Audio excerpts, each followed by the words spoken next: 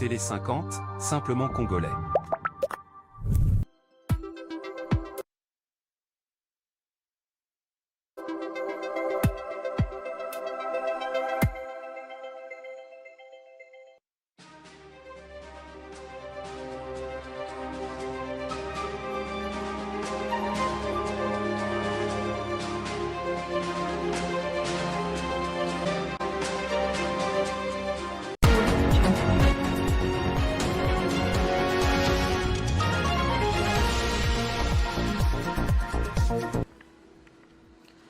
Au sommaire de ce journal Crime de guerre, la justice française a annoncé l'ouverture d'une enquête 2 jours après la mort d'une employée humanitaire française de l'UNICEF tuée lors d'une frappe aérienne dans l'est de la République démocratique du Congo. Autre titre, révision constitutionnelle, les confessions religieuses mettent en garde contre une escalade politique et demandent aux dirigeants de privilégier la paix, le dialogue et l'intérêt national afin d'éviter une nouvelle crise. Et puis nous irons au Congo-Brazzaville, dernier jour de campagne ce vendredi avant la présidentielle de dimanche. Âgé de 82 ans et 41 ans au pouvoir, le président sortant, Denis Sassou Nguesso, est le grand favori de ce scrutin. L'info, c'est l'heure sur Télé 50. Bienvenue à tous. À la une de l'actualité, 2 jours après la mort d'une employée humanitaire française de l'UNICEF tuée lors d'une frappe aérienne dans l'est de la République démocratique du Congo, la justice française a annoncé ce vendredi l'ouverture d'une enquête pour crime de guerre. 2 civils avaient également été tués dans cette attaque dont l'origine reste inconnue. Dans l'actualité également réunie à Kolwezi durant 3 jours, les représentants de la RDC, de la Zambie et du HCR ont clôturé la 9e commission tripartite consacrée à la question des réfugiés et à leur rapatriement volontaire. La 9e réunion de la commission tripartite RDC-Zambie au commissariat des Nations Unies pour les réfugiés a refermé ses portes jeudi 12 mars 2026 dans la somptueuse salle du village de Congrès. Pendant 3 jours, les participants ont travaillé d'arrache-pied pour évaluer les recommandations de la 8e réunion tripartite et examiner la situation actuelle des réfugiés sur les territoires congolais et zambiens. Ont pris part à ces assises le vice-premier ministre et ministre de l'Intérieur, décentralisation, sécurité et affaires coutumières, le ministre zambien de la Sécurité intérieure Jacques Mouimbu, le représentant du haut-commissaire des Nations Unies pour les réfugiés en RDC, les ambassadeurs de la RDC en Zambie et celui de la Zambie en RDC, les gouverneurs intérimaires de la province du Haut-Katanga, Martin Kazembe Choula, celui du Haut-Lomami, Mwenze Wakadilo et la gouverneure du Lualaba, Marie-Thérèse Masuka Saini. Sous la présidence de Jacquemain Chabani Luko, la gouverneure de la province haute a rendu hommage au président de la République pour ses efforts de consolidation de la paix. La province du Lualaba est particulièrement honorée de vous accueillir à Kolwezi à l'occasion de cette réunion ministérielle qui vient couronner les travaux techniques. Cette réunion intervient 14 ans après celle de Kinshasa, a souligné le vice-premier ministre Jacquemain Chabani Luko. Selon lui, toutes les batteries doivent être mises en œuvre du côté congolais tout comme zambien pour poursuivre le processus de rapatriement des réfugiés de part et d'autre interrompu par la guerre d'agression rwandaise avec ses supplétifs du M23 à l'est du pays. Je saisis cette opportunité pour remercier particulièrement le gouvernement et le peuple frère de la Zambie pour l'hospitalité dont mes compatriotes réfugiés ont bénéficié pendant le refuge ainsi que le Haut-Commissariat des Nations Unies. Il a ensuite salué l'hospitalité manifestée dont a fait preuve la gouverneure Marie-Thérèse Masuka Saini. Le ministre zambien de la Sécurité intérieure a souligné que son pays réaffirme son engagement à respecter ses obligations internationales et régionales en matière de protection des réfugiés. Au ministère du Commerce extérieur, la relance de la coopération économique et commerciale entre la RDC et le Sénégal était au centre d'une importante réunion technique entre le ministre Julien Paluku et l'ambassadeur Christophe Muzungu. Regardez. La mise en place des stratégies concrètes et réalistes pour relancer la coopération économique et commerciale entre la République démocratique du Congo et le Sénégal, et ce, dans le cadre de la commission mixte, a été au centre d'une réunion technique ce jeudi à Kinshasa entre le ministre du Commerce extérieur, Julien Paluku Kahongya, et l'ambassadeur de la RDC au Sénégal, Christophe Muzungu Kabemba. Déjà fin avril, le ministre du Commerce extérieur est attendu à Dakar pour accélérer la relance de cette coopération, et il est également invité à la foire internationale de Dakar, prévue en décembre 2026, afin d'entendre les diplomates congolais, tout en ajoutant que le partage d'expériences dans plusieurs filières, dont la mode, les textiles et les chaussures, sera au centre de cette coopération. Nous avons échangé avec le ministre sur la grande commission mixte RDC-Sénégal, la commission qui est quelque peu enveilleuse depuis plus de 26 ans, qu'il faut redynamiser avec le ministre. Les échanges commerciaux et économiques entre le Sénégal et la RDC doivent reprendre.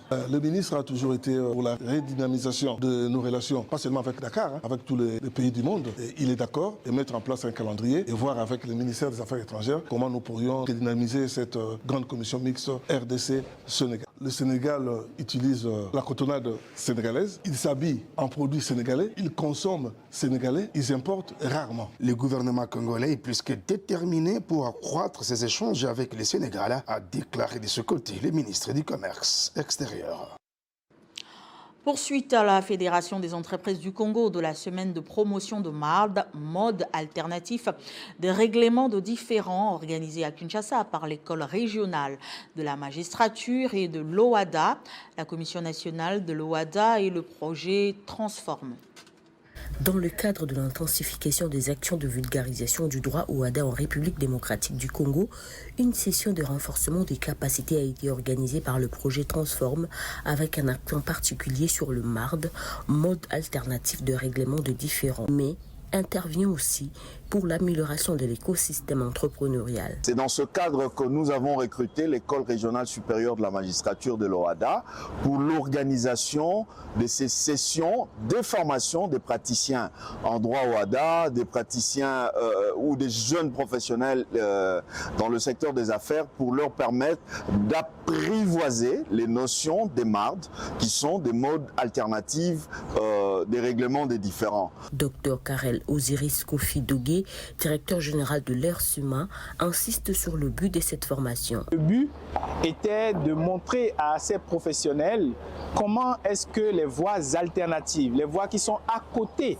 de la justice étatique, peuvent être efficaces pour régler les différends en matière d'affaires. L'un des participants et premier vice-président de la Commission nationale bâtiments et travaux publics à la FEC reconnaît que ce mode de règlement des différends est d'une grande importance. Pour nous, c'est quelque chose de très important, un outil que nous allons devoir maintenant utiliser dans la rédaction de nos clauses compromissoires dans nos contrats. La FEC joue un rôle stratégique dans la diffusion de MARD auprès des entreprises, en particulier dans les secteurs sensibles tels que mines, hydrocarbures, télécommunications, assurances et banques, des domaines identifiés comme prioritaires pour une modernisation du règlement des litiges commerciaux.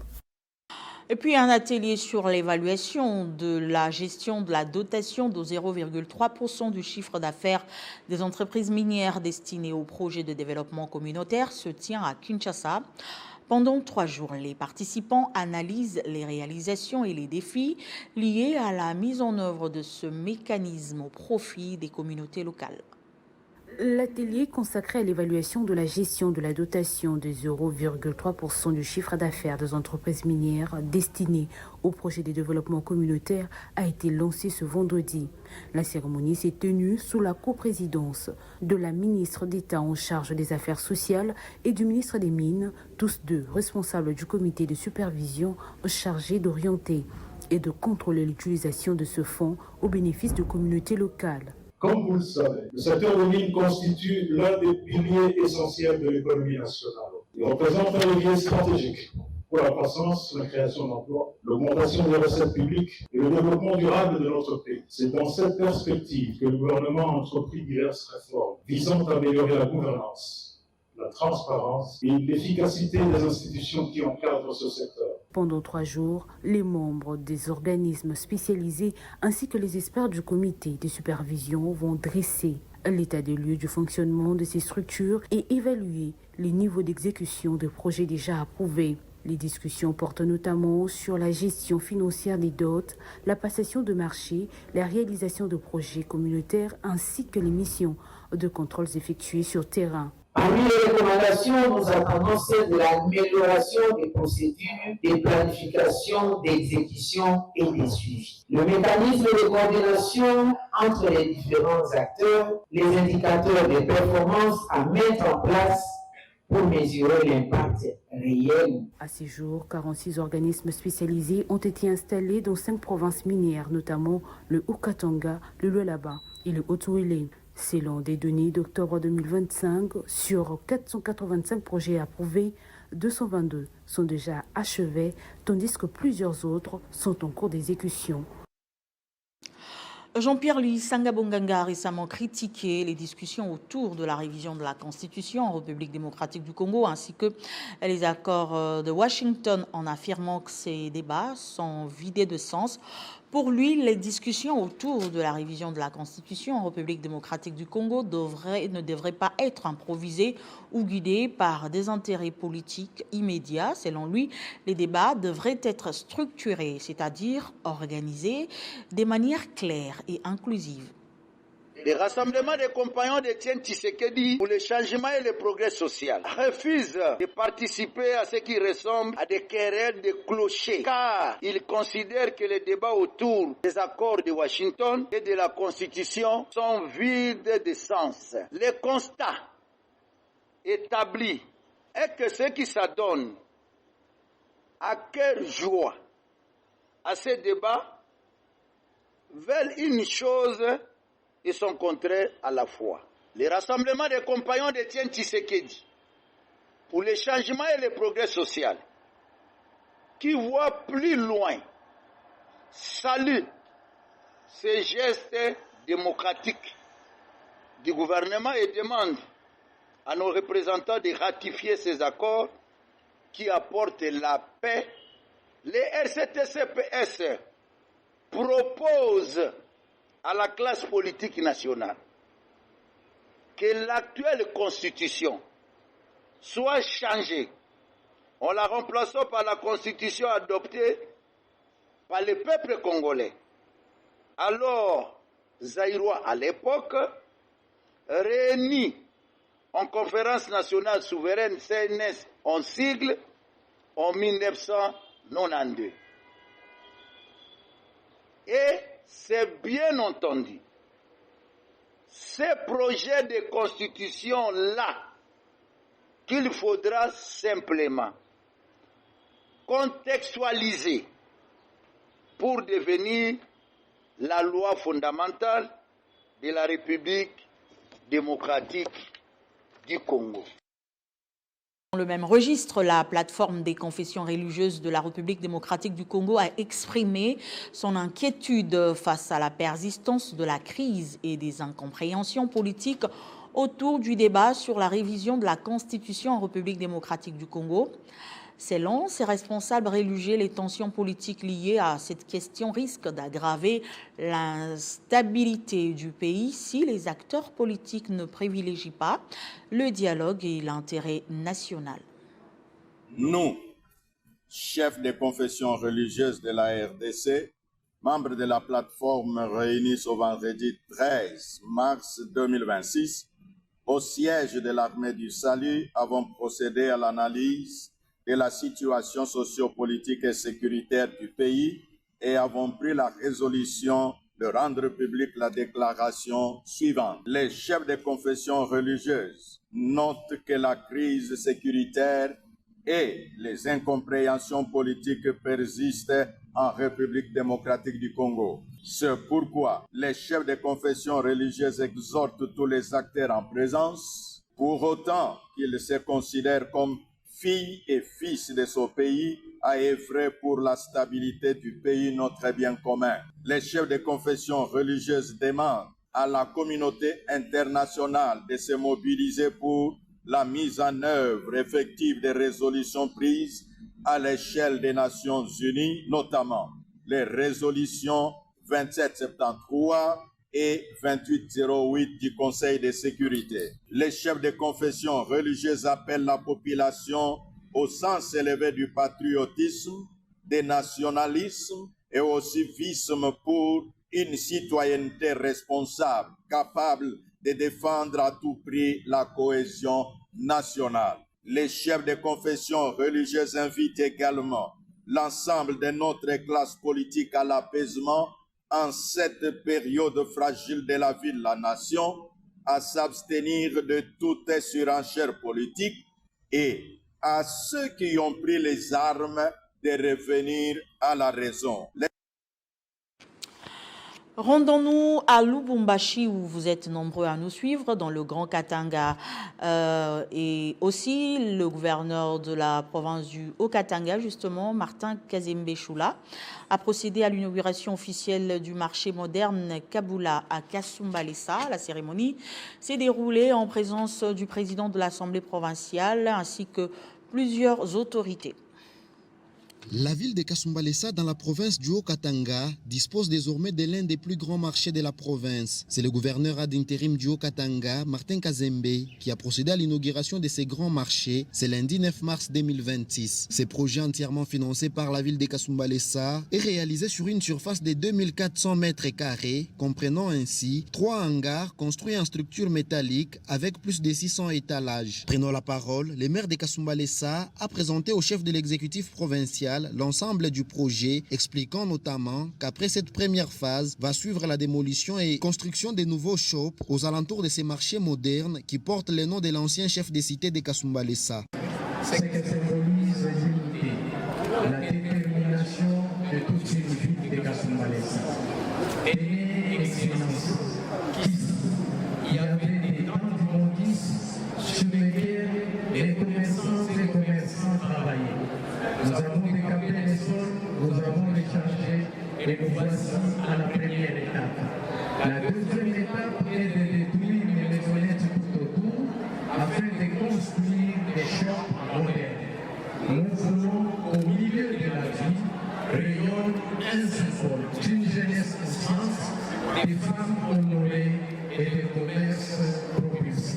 Les marchandes et marchands bénéficiaires de ces lieux de négoces modernes en plein centre de Kasumbalesa ont exprimé leur joie pour la matérialisation de ce qui était hier un projet et aujourd'hui une réalité. Nous marchons du marché Kabula, disons grand merci au maire de la ville, maître André Kapampana et son adjoint Kiki Taba, parce que malgré les critiques, les insultes, ils ont tenu à nous offrir ces marchés. Et Dieu du ciel le prête vie et sagesse pour être prêt, toujours au service de la population. Et toujours dans le Haut-Katanga, en marge de la célébration des activités dédiées au mois de la femme, l'honorable Régine Tabiri était face aux femmes de sa fondation. Objectif, les sensibiliser sur le thème choisi pour cette année. Et c'est la grande salle du lycée Twendeleye de Lubumbashi qui a servi de cadre.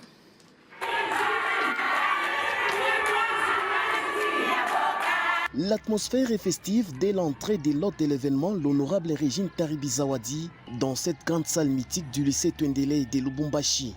Un carton plein qu'a fait la fondation Taribizawadi en cette journée choisie pour célébrer avec faste la Journée internationale des droits de la femme. Activité partie du mot d'accueil lu par la chargée des logistiques Céline Goy avant qu'elle ne prenne la parole lors de l'événement. Dans son speech, la présidente de la FONSA Asbel, l'honorable Régine Taribizawadi, a tout d'abord rendu hommage au chef de l'État Félix-Antoine Tshisekedi Tshilombo pour son engagement dans le processus de paix avec la signature des accords de Doha et Washington, notamment. Joe Biden pour encourager le processus de paix à Doha et Washington, il est bakubwa beko nafanya tumpike mbele chef de l'État mikono kwa ile. Sitaweza kusabu baba yangu ambassadeur Dani Banza Maloba. Sitasabu sama lukonde excellence. Ensuite, l'honorable Régine Taribizawadi a conscientisé ces femmes à faire preuve de la dimension qui en résulte du thème choisi pour la célébration de la Journée internationale des droits de la femme. Mama ula na entreprendre ata makala kujisha ni autonomisation. Enfin, le moment a été consacré à des surprises. Il s'agit d'un lot d'épargne au bénéfice de toutes les femmes de la Fonzar Asbel. Un geste qui a donné du sourire à l'assistance. Mimi nampikia mamangu merci kwa kutukumbuka kwenye mwenzi yetu. Uniambie mtu wa hivi kama nekala pakiti siki atatufanyia kupita na hapa. Mungu akubariki, uendelee na kazi, usichoke, tuko nyuma yako. Mwa de la femme mwenzi ya tatu eko netuvarisha paka. Kumbe tunamuriria kwa Mungu amuinue. Et c'est dans une ambiance conviviale que l'honorable Régine Taribi Zawadi s'est séparée d'avec les femmes de sa fondation. Et puis le salon royal de l'université de Lubumbashi a servi de cadre à une importante réunion de restitution présidée par le professeur ordinaire Gilbert Kishiba en sa qualité de président de la conférence des chefs d'établissement de l'enseignement supérieur et universitaire. Le recteur de l'INULU a partagé les grandes orientations issues des récentes assises de Kinshasa présidées par la tutelle. Devant un auditoire composé des responsables d'institutions publiques et privées du Haut-Katanga, le professeur Kishiba Fitula a relayé les instructions fermes de son Excellence, Madame la ministre de l'Ésurcie. L'objectif est clair, harmoniser les fonctionnements de conférences d'établissement pour garantir une application sans faille des instructions académiques. Au cœur des échanges, la quête de l'excellence et la qualité de la formation ont été érigées en priorité absolue pour l'émergence de la République démocratique du Congo. Le président de la conférence a insisté sur l'assainissement du secteur, rappelant les mesures de rigueur en vigueur. L'interdiction formelle de la création d'auditoires délocalisés, fermeture des universités et instituts supérieurs dits pirates, considérés comme une menace directe pour le système éducatif congolais. Outre les mesures disciplinaires, la réunion a également servi de tremplin pour annoncer de grandes initiatives de valorisation du savoir. Nous avons la responsabilité collective de ne pas voir fonctionner des établissements qui font perdre le temps à la jeunesse et qui compromettent la qualité dans leur façon de fonctionner et de prodiguer les enseignements. Donc nous devons nous accepter et consentir à ce fait-là pour ne pas que le temps des étudiants soit un temps gaspillé. Cette rencontre marque une étape décisive dans la coordination des efforts académiques en province, plaçant le Haut-Katanga au diapason des ambitions portées par la tutelle nationale pour un enseignement supérieur de haut niveau. Journée mondiale des droits des femmes, au fond des indépendants démocrates chrétiens, parti cher à la gouverneure Fifi Masuka, un de ses hauts cadres, en la personne de Prince Ketoka, est allé consoler les femmes du territoire de Kimbombo, au sud de la province du Maniema, et fêter avec elles cette journée tout en leur apportant de quoi rendre cette journée agréable. Fidèle à la vision politique de son mentor, l'honorable Oman Abitika Pascal Kester, adjoint du Sénat, Prince Ketoka est venu communier avec les femmes de sa base qui est le territoire de Kibombo, au sud de la province du Maniema.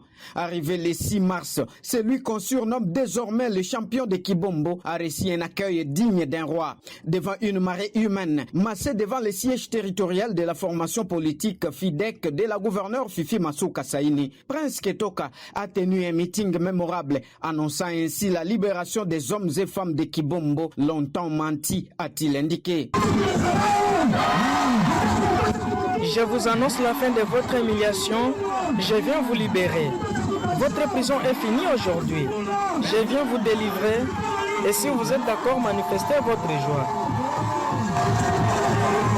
Le lendemain, dans un élan de générosité et de convivialité sans précédent, Prince Ketoka a procédé à la distribution des pagnes de qualité demi-super hollandais pour permettre aux mamans de bien célébrer la journée dédiée aux droits de la femme. Vieillards, filles, veuves, femmes au foyer, aucune n'a été oubliée. Un geste symbolique très salué par les bénéficiaires. C'est une immense joie pour nous. Ce que vient de faire Bitika et Prince Ketoka est extraordinaire. Jamais aucun politicien n'avait donné de points luxueux comme ceci. C'est Ketoka qui vient de faire la différence. Nous prenons l'engagement de les soutenir en tout et pour tout.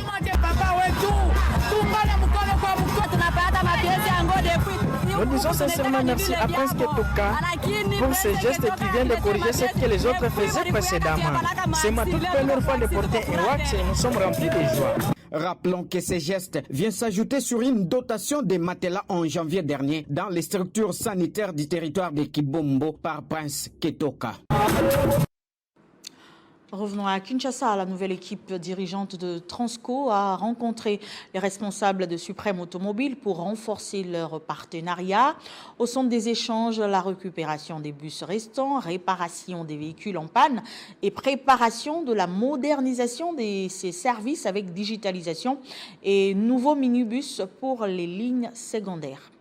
La nouvelle équipe dirigeante de l'établissement public Transco a tenu une séance de travail avec les responsables de la firme Suprême Automobile. Dirigée par le directeur général Jérémy Kiloubou Matondo, son adjoint Lutangas Kanto et le PCA Jean-Claude Dumbi, la délégation de Transco a présenté sa vision et ses priorités, notamment la récupération de 80 bus Mercedes-Benz restants dans les entrepôts de Suprême Automobile dans le cadre du contrat de 230 bus signé avec le gouvernement. Les échanges ont également porté sur la remise en état des bus actuellement en panne, la digitalisation des services pour améliorer la traçabilité et l'acquisition de nouveaux minibus pour desservir les lignes secondaires à travers le pays. À l'issue de la réunion, le PCA Jean-Claude Dumbi a exprimé sa satisfaction.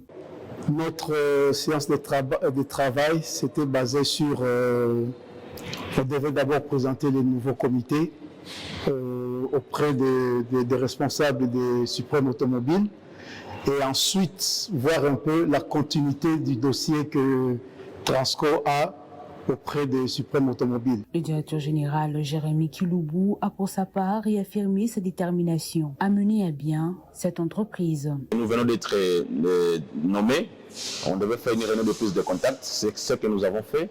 Et aussi nous avons présenté auprès de la société Suprême Auto notre vision de voir les choses. Entre autres, nous voulons rapidement, entre-temps, en attendant que nous récupérions 80 bis qui sont restés ici au Suprême Auto, que nous devons rapidement récupérer. Également, nous avons proposé à la société la possibilité d'avoir des minibus pour des lignes secondaires. Jusque-là, comme vous le savez, vu la taille de bus, nous couvrons plus de longues lignes. Mais nous laissons les lignes secondaires entre les mains des privés, qui font souffrir les populations. Alors rapidement, nous devons acquérir les minibus qui vont aller dans les lignes secondaires, de façon que nous puissions couvrir d'abord rapidement tout Kinshasa et à la mesure du possible nous étendre rapidement dans d'autres provinces. En perspective des probables élections de 2028, la Fondation CAP 2028 a lancé la cérémonie de sa sortie officielle. Un événement qui marque les débuts des activités de cette structure engagée dans la promotion de la jeunesse, de la santé, de l'entrepreneuriat et de la citoyenneté. Plusieurs personnalités et acteurs de la société civile l'ont rehaussé de leur présence à cet événement. Placée sous les signes de l'engagement citoyen et du développement, la cérémonie officielle du lancement de la Fondation CAP 2028 a marqué les débuts des activités de cette structure qui ambitionne de promouvoir la jeunesse, la santé, l'entrepreneuriat et la citoyenneté. À travers ce programme, la Fondation CAP 2028 entend mobiliser les énergies autour d'initiatives sociales et des projets innovants en faveur du progrès et du bien-être des communautés. CAP 2028, c'est une association pour tous. C'est une organisation non gouvernementale. CAP 2028, c'est la jeunesse, parce que la jeunesse, ce sont les acteurs du changement. C'est la santé, parce qu'un Congolais qui n'est pas en bonne santé, je pense que ce sera difficile de travailler. C'est la promotion de l'accès des soins de santé de qualité à tous les Congolais, que ce soit à Kinshasa, dans toutes les provinces. C'est également l'entrepreneuriat, c'est-à-dire que le leadership, le Congolais qui se met en avant et qui sache se servir de ses diplômes. Et c'est également la politique citoyenne, c'est-à-dire la responsabilité. L'événement a réuni plusieurs acteurs de la société civile, des jeunes leaders, des partenaires, ainsi que différentes personnalités engagées dans la promotion du développement social. L'occasion de présenter la vision, les objectifs et les principaux axes d'intervention de la Fondation. 2028, on se met une limite, on se met un horizon, on se met un deadline, un point de chute. Si on ne se met pas une ligne de temps, on ne sait pas avancer. C'est une façon de nous dire faisons quelque chose parce que 2028 c'est une année importante. Tout le monde.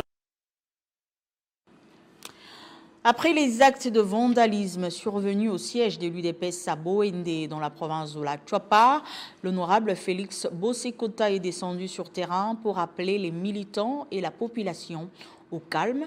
Il dénonce ces actes attribués au parti politique PCN de Willy Bakonga. Boendeville, dans la province de la Choapa, traverse des moments de tension. Le siège local de l'UDPS a récemment été la cible d'actes de vandalisme attribués aux militants du parti pour un Congo nouveau, parti cher à Willy Bakonga. Les portes endommagées et des affiches déchirées témoignent de ces violences qui ont choqué la population. Ces incidents ont sémé l'inquiétude parmi les habitants alors que la ville est en pleine phase de reconstruction et que la cohésion sociale est essentielle pour apaiser les tensions. L'honorable Félix Boseko Tambana, élu de Boendeville et envoyé par le secrétaire général de l'UDPS, Augustin Kabouya, est intervenu directement sur terrain. Je condamne fermement ces actes. Nous devons nous unir pour l'avancement de notre communauté. Les divisions ne nous mèneront nulle part. Je vous appelle au calme et nous tenir main dans la main pour soutenir les chefs de l'État. L'honorable Bosikota a également rappelé l'importance de soutenir le chef de l'État Félix Antoine Tshisekedi Tshilombo pour le bien-être de tous, par la prière mais aussi par l'engagement de chacun dans la reconstruction de la ville. À Boende, l'UDPS lance un message clair: la paix et la réconciliation doivent prévaloir pour permettre à la ville de se reconstruire et à ses habitants de vivre en sécurité et dans la sérénité. Encore un saut dans le Haut-Katanga, précisément à Kipushi, où le président de la fondation de la Fondekoki, Victor Ngoyi, a échangé avec les femmes qui ont célébré la Journée internationale de la femme le 8 mars dernier. C'est pour honorer la femme congolaise que l'Association pour le développement communautaire de Kipushi a organisé cette grande manifestation. Dans les différentes artères de cette cité minière, elles sont nombreuses ces femmes venues des différents coins et recoins du Grand Katanga pour célébrer la journée des droits de la femme. Le visionnaire de l'association, l'honorable Victor Ngoyi, surnommé ici la charpente métallique, s'est également joint à elle jusqu'au siège social de la Fondekoki. Une démonstration de force de mobilisation qui a vu un moment fort de communion entre les femmes et leurs leaders. La présidente de l'association, Pauline Ngoyi, a circonscrit le cadre de cette manifestation qui intervient dans un contexte de guerre imposée à la RDC par le Rwanda via l'AFC M23. Notre pays est en proie au pillage des ressources et de richesses par suite d'une guerre injuste nous imposée par les ennemis à l'est de la RDC. Nous n'allons pas terminer ce mot sans remercier l'honorable président de notre association pour l'honneur et la dignité qu'il accorde aux mamans de notre association en habillant avec de paille et en assistant les veuves, les orphelins, les nécessités. L'honorable Ngoyi encourage toutes ces femmes à l'autoprise en charge pour leur émancipation et promet de toujours les accompagner pour y arriver. Mambo yangu ni kusoutenir ba mama yangu bali porter pendant 9 mois. Mie tabachunga ba mama yangu. Paka pale Mungu atatoshaka pumuzi yangu. S'étant distingué dans l'encadrement des femmes, dans l'élevage et l'agriculture depuis plusieurs décennies déjà, l'honorable Ngoyi s'est vu honoré par les amis de David Chabana qui lui ont décerné un diplôme de mérite en reconnaissance de toutes ses œuvres caritatives. Et puis l'Institut supérieur d'informatique, programmation et analyse, représenté par son président-directeur général Martin Ekanda Ondimba, et Africell RDC, représenté par son directeur général Connie Westbert, ont officiellement signé un contrat de partenariat dans le cadre du programme AfriNetwork, une initiative visant à renforcer les compétences numériques et l'employabilité de jeunes congolais. La cérémonie des signatures organisée à la direction générale d'Africell a réuni les représentants de deux institutions ainsi qu'une délégation de la coordination des étudiants. Cet accord marque une étape importante dans la promotion de l'innovation et de la formation professionnelle adaptée aux besoins du marché. À travers le programme AfriNetwork, Africell mettra à la disposition des étudiants de l'ISIPA des ressources technologiques, de formation spécialisée ainsi que des opportunités de stage. L'objectif est de créer un pont entre la formation académique et les exigences du monde professionnel, notamment dans le domaine des télécommunications, du développement logiciel et de la cybersécurité. Les étudiants pourront également bénéficier des facilités pour l'accréditation de leur stage académique au sein de l'entreprise selon les besoins et les disponibilités. Dans le cadre de ces partenariats, Africell Impact Foundation s'engage également à créer et équiper un Learning Center au sein de l'ISIPA. Ce centre sera dédié à l'apprentissage numérique, au développement de compétences digitales et à l'accès à Internet à des fins éducatives, tout en accueillant de formations et ateliers pédagogiques. Pour le président directeur général de l'ISIPA, Martin Ekanda Ondimba, cette collaboration constitue un levier stratégique pour préparer une nouvelle génération de talents capables de contribuer activement à la transformation digitale du pays. Et nous sommes dans ce secteur-là pour former la jeunesse congolaise et surtout les amener à entreprendre. Et ouvrir la porte, je pense que nous montrons l'exemple, nous allons aller dans ce sens-là entre les entreprises américaines, les entreprises congolaises, avec nous au niveau des institutions pour la formation de cette jeunesse-là qui va piloter, prendre ce projet à bas les corps. Et dans une tournée d'inspection empreinte des rigueurs et de proximité, l'inspecteur provincial de la territoriale du Lualaba, accompagné de son adjoint, a parcouru plusieurs chantiers stratégiques initiés par l'administration Makano à Fungurume. Suivez. La commune de Fungurume a vibré au rythme d'une mission d'inspection menée par l'inspecteur provincial de la territoriale du Lualaba, Chimenga Numbirudens, accompagné de son adjoint Ilunga Mayambalou Shingo.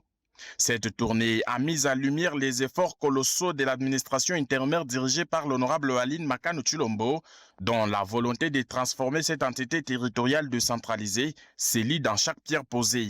Des infrastructures éducatives et formatrices au vu du bureau de la sous-division éducationnelle de Lubudi 2, un mur de sécurité s'élève rapidement, symbole de protection et de pérennité pour l'avenir scolaire. Le centre de formation professionnelle moderne, une infrastructure en gestation qui promet de doter la jeunesse de compétences adaptées aux défis du marché. De bâtiments communautaires, le bureau jumelle du quartier Mouelampande de la police, un double édifice qui incarne la proximité entre administration et sécurité. Sur l'avenue Lubondo et Aline Makano, la délégation y a marqué une halte, soulignant l'importance de la voirie dans la mobilité urbaine. Désenclavement et lutte contre les inondations, l'imposant pont Inamizi reliera le bloc Kabila et 5 ans, ouvrant de nouvelles perspectives économiques et sociales. Drain des eaux au croisement de l'avenue orthodoxe et la route Kansolondo, une réponse concrète aux inondations récurrentes. Fierté agricole et administrative, l'Institut technique agricole des Fungurume ITAF, véritable vitrine du savoir congolais, il incarne l'excellence académique et pratique. L'actualité en dehors de nos frontières nous emmène au Congo-Brazzaville, dernier jour de la campagne ce vendredi avant la présidentielle de dimanche. Une partie de l'opposition affaiblie et de la société civile considère le scrutin comme joué d'avance. Âgé de 82 ans et 41 ans au pouvoir, le président sortant, Denis Sassou Nguesso, est le grand favori de ce scrutin. Face à lui, 6 candidats sans aucune chance. Ce journal est terminé, place au rappel de titres. Crime de guerre, la justice française a annoncé l'ouverture d'une enquête 2 jours après la mort d'une employée humanitaire française de l'UNICEF tuée lors d'une frappe aérienne dans l'est de la République démocratique du Congo. Révision constitutionnelle, les confessions religieuses mettent en garde contre une escalade politique et demandent aux dirigeants de privilégier la paix, le dialogue et l'intérêt national. Au Congo-Brazzaville, dernier jour de campagne ce vendredi avant la présidentielle de dimanche. Âgé de 82 ans et 41 ans au pouvoir, le président sortant, Denis Sassou Nguesso, est le grand favori de ce scrutin. Merci de votre attention soutenue et restez fidèles au programme de Télé 50.